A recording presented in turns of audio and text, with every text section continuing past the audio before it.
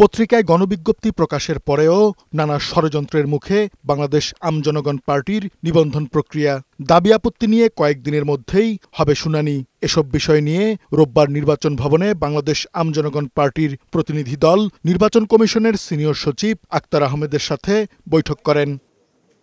বৈঠক শেষে দলের সদস্য সচিব ফাতিমা তাসনিম বলেন, রাজনৈতিক ষড়যন্ত্রের শিকার বাংলাদেশ আমজনগণ পার্টি। আমাদের কিছু রাজনৈতিক বন্ধুরা রয়েছেন যারা রাজনৈতিক ষড়যন্ত্র এবং হিংসা পরায়ণ হয়ে তারা আমাদেরকে নিয়ে নানা ধরনের প্রোপাগান্ডা ছড়িয়েছে। আমরা সৎভাবে রাজনৈতিক মাঠে আগামী নির্বাচনী প্রতিযোগিতায় রাজনৈতিক গণতন্ত্র চর্চা করার ক্ষেত্রে আমরা এগিয়ে যেতে চাচ্ছি।